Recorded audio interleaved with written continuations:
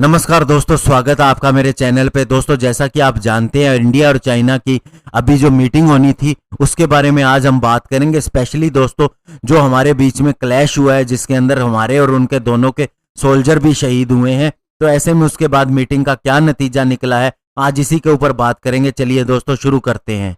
तो दोस्तों, हमारे टॉप मिलिट्री कमांडर्स की मीटिंग हुई। इस मीटिंग के अंदर यह फैसला लिया जा चुका है कि अब दोनों ही आर्मीज, इंडियन और चाइनीज, डिसएंगेज करेंगे उन पॉइंट से जहां पर फ्रिक्शन पॉइंट है, यानी कि जहां पर दोस्तों दोनों के बीच में झगड़े की संभावना है या फिर जो दोनों के तहत माना नहीं जाता कि ये किसी का भी एरिया है, वहां से हटने के निर्देश दिए गए हैं। और दोस्तों, सूत्रों का यह भी कहना है कि जो भी ये मीटिंग रही है इसके लिए माहौल अच्छा था और ये पॉजिटिव रही है। और फाइनली जो इसके अंदर फैसला लिया गया है वो ये है कि डिसएंगेजमेंट किया जाए, स्पेशली उन एरियाज के अंदर जो ईस्टर्न लद्दाख के अंदर स्थित है, और किसी भी तरह से दोनों साइड की तरफ से आगे बढ़ने की कोशिश न की जाए। दोस्तों, सोमवार को हमारे लेफ्टिनेंट जनरल हरिंदर सिंह, जो कि कमांडर है 14 कोर्प्स के, उन्होंने दोस्तों 11 घंटे की लंबी मीटिंग अटेंड की, जिसके अंदर चाइना की तरफ से कमांडर आए थे, तिब्बत मिलिट्री के डिस्ट्रिक्ट के मेजर जनरल लियू लिन, और उनकी कोशिश थी कि दोनों के बीच में टेम्परेचर को कम किया जाए,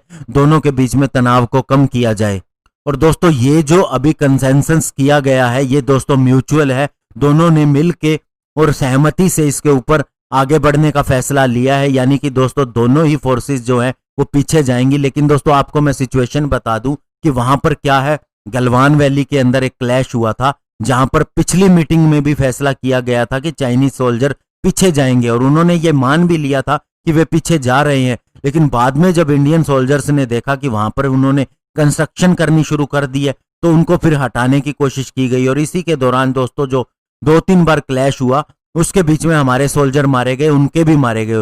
हालांकि मीटिंग में उन्होंने ये तो माना कि उनका कमांडर लेवल का एक ऑफिसर मारा गया, लेकिन दोस्तों उन्होंने ये नहीं बताया कि उनके कितने सोल्जर मारे गए, जो कि दोस्तों 45-50 से भी ज्यादा हो सकते हैं। और दोस्तों, ये भी कहा जाता है कि ये सारी चीज जो हुई है वो चाइना की तरफ से प्लान्ड थी और ये जानबूझ के इंडिया को टटोलने के लिए की गई थी। लेकिन उन्हें ये नहीं पता था कि इस बार इंडिया इतना जबरदस्त जवाब देगा कि उन्हें भी लेने के देने पड़ जाएंगे।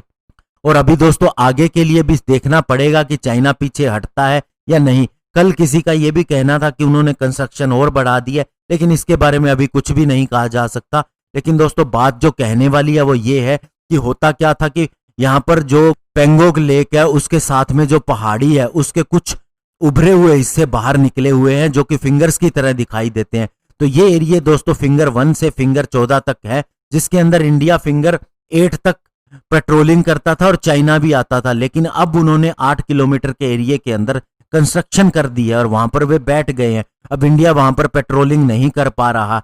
ऐसे में इंडिया का कहना है कि आप यहां से पीछे हटिए और जो सिचुएशन 5 मई से पहले थी उसे एज इट इज बनाया जाए, तभी ये माना जाएगा कि सिचुएशन नॉर्मल हो गई है। लेकिन कुछ एक सैटेलाइट पिक्चर ये भी दिखा रही है कि चाइनीज साइड के अंदर और इवन इस एरिया के ऊपर की जो पहाड़ी है वहां पर भी उन्होंने बहुत सी जगह पर कंस्ट्रक्शन बना दिया। और ये अभी दोस्तों 1-1.5 महीने के अंदर ही हुआ है। इवन वे डे नाइट काम करके भी दोस्तों इतनी ज्यादा कंस्ट्रक्शन कर रहे हैं कि बिल्कुल हमारे सिर पर आके बैठ गए हैं। लेकिन इंडियन आर्मी ने अब फैसला ले लिया है कि इनको पीछे हटाना है और लोकल लेवल पे, कमांडर लेवल पे वे डिसीजन ले सकते हैं।